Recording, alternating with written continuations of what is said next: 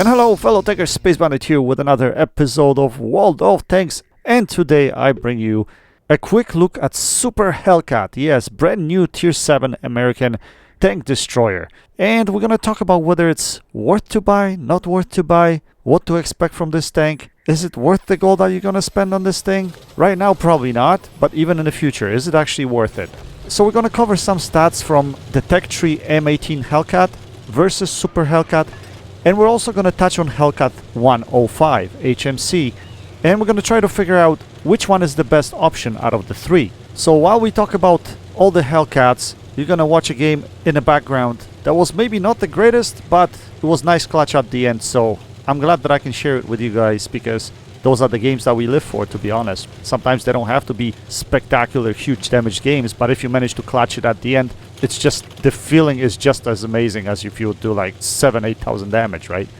So regardless, first of all, let's talk about Super Hellcat and Tech Tree version of M18 Hellcat. The reason why I want to talk about both of them together initially is because of their similarities. There is a lot of similarities between those two tanks, especially with the fact that both have 90mm gun, both have the same speed, go 72 kilometers an hour, they both have the same concealment at .37. The biggest difference between Super Hellcat and Tier 6 Tech Tree Hellcat is the amount of hit points. Tech Tree Hellcat has 570, while Super Hellcat has 850. As far as the penetration goes, it's quite similar, to be honest. Super Hellcat has a little bit more on standard shells. I think it has 167mm of pen, while Tech Tree Hellcat has only 160.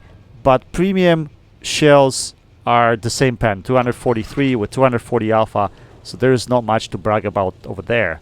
Another difference to point out is the view range. Tech Tree Hellcat at Tier 6 has 370 meters of view range, while Super Hellcat has 380. But again, Super Hellcat finds himself at higher tier, which means you need that extra bit of view range, while Tech Tree Hellcat might not need it as much. So I think it's a fair balance there.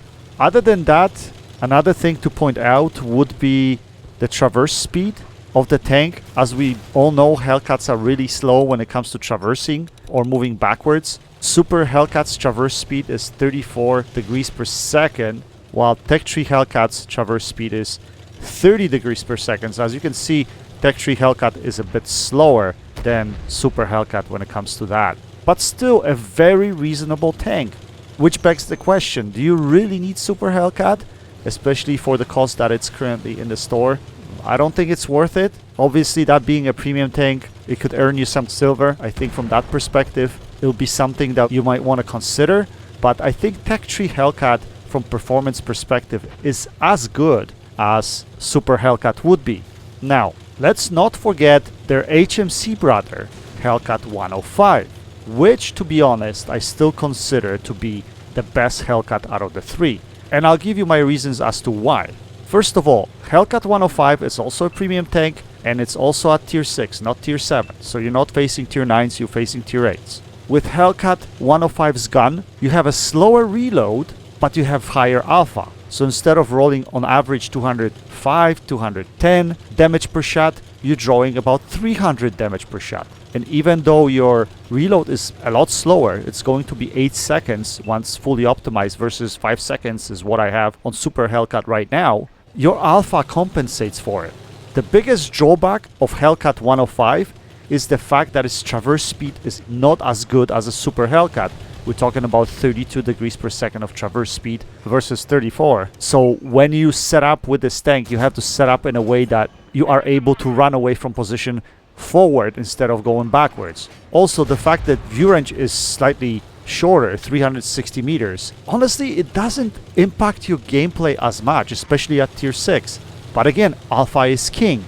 And the fact that Hellcat itself, from playstyle perspective, relies on its camo, mostly its camo, and firing from foliage, I think it is better for that tank to fire less frequently and stay concealed as long as possible. So for instance, what good is your 5-second reload if you cannot expose your tank every 5 seconds because you have to disappear, lose your 6th sense, and then come back again? By the way, Take a look at this. This is going to be ridiculous. I won't be able to pen this T25AT with my premium rounds. I almost died here because the reason I'm exposed is because I thought I was going to be able to take him out of the game quickly and then move on to the next target. But 3 shots, no pen. 4th shot, can I pen him here? Finally! We finally managed to pen him and we take him out of the game. Anyway, going back to my point about the reload time. What's better for Hellcat's playstyle? So when you think about it, Hellcat 105 from that perspective is a much better tank because the duration of your reload doesn't matter. If it's 8 seconds, it doesn't matter because if you fire, you draw the 300 alpha, you put yourself in a position where you're not getting hit, you wait for your reload to complete, you wait for your 6th sense to go off, and then you come back out again so you can engage in combat. That's the Hellcat's bread and butter. That's the Hellcat's playstyle. You have no armor to fight up front and trade shots with medium tanks, heavy tanks, definitely not other TDs. So you have to rely on your camo as well as your speed and your sneakiness as a tank. When thinking in those terms, which tank do you think is going to work better for you? From the 3, my opinion is still going to stay the same. I think Hellcat 105 is the tank to have. Not Super Hellcat, not the Tech 3 M18 Hellcat, even though it's still a good tank. They're both really good tanks. Hellcat 105 HMC is the way to go. So if you're planning to buy a Hellcat, spend your money on Hellcat 105. It makes sense. It is a much better tank for the price. At the same time, it fits more with the playstyle of the Hellcat itself or how the tank should be played. Anyway, I think it's enough about the tank. Let's skip to the gameplay and see what's going on over here. As you already noticed, I don't have a lot of damage in this game, to be honest. I scrambled a little bit, ran away because I was afraid of a light tank that was pushing this side. RTDs weren't really paying attention, 1 TD was, and they were engaging the light tank one by one. Light tank versus this tank is very horrible thing to do because once the light tank gets around you, your turret traverse speed is not the best, so you're gonna have trouble turning your turret around in order to hit the light tank.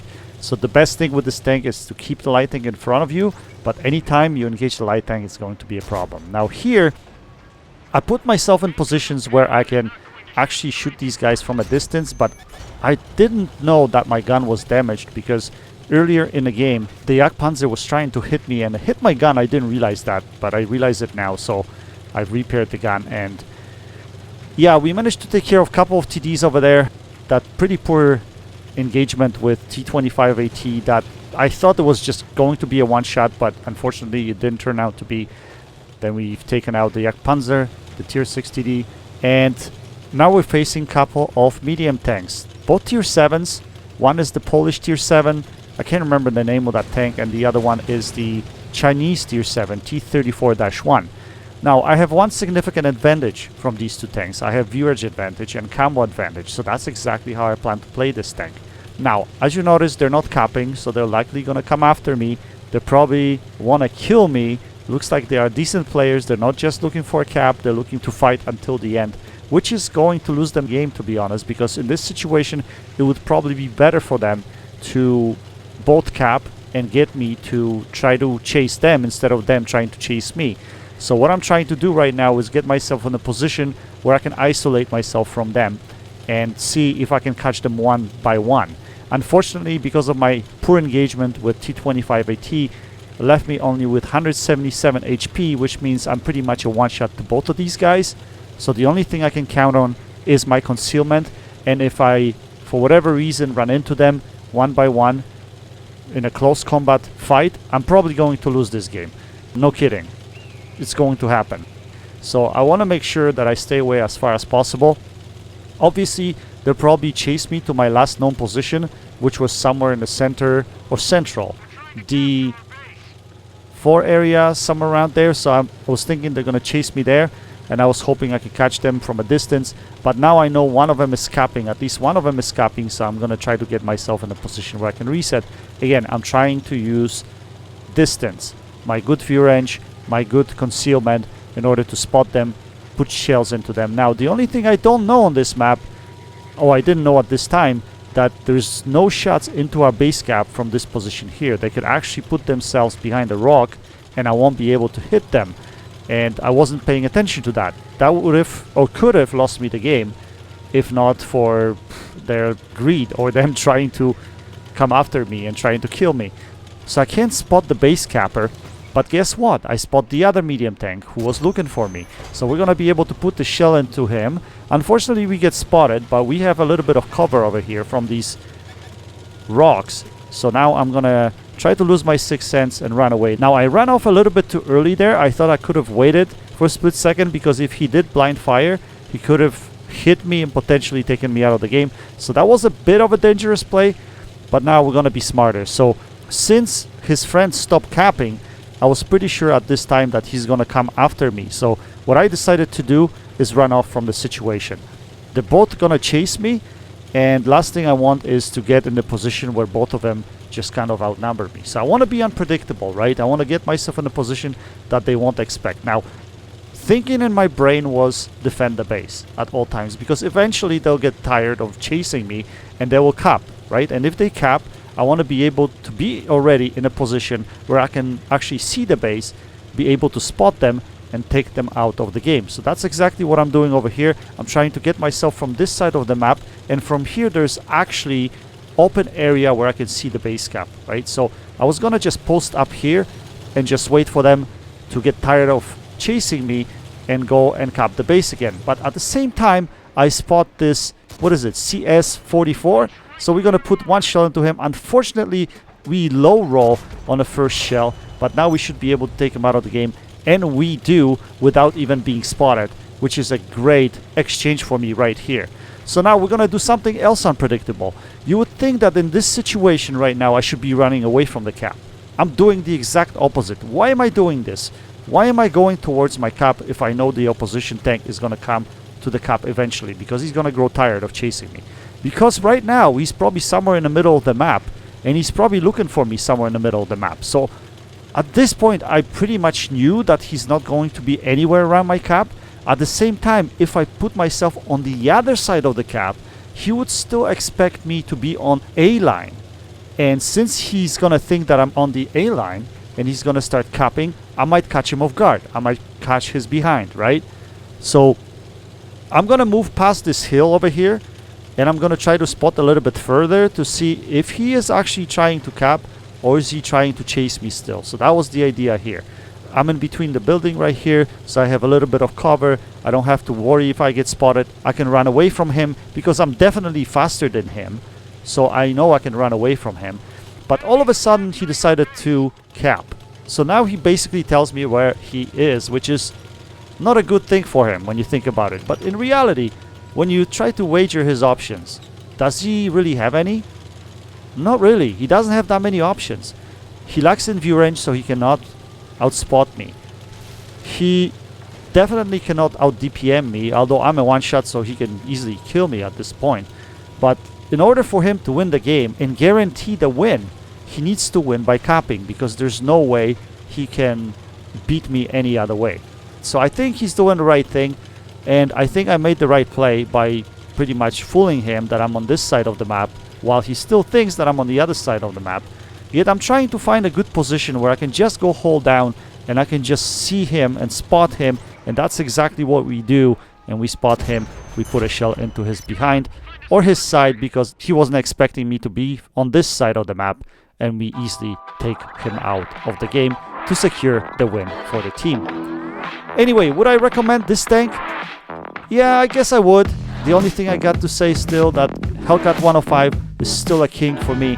So if you are to choose between those two, I would strongly recommend that you go for tier 6, which has the same camo, maybe a little bit worse view range, but that alpha is king, and you're still gonna cause a lot more damage because of the camo factor of this tank and the way it's supposed to be played. Anyway guys, I hope you enjoyed this video. That's it for today. Until next time, happy tanking, Space Bandit, check it out.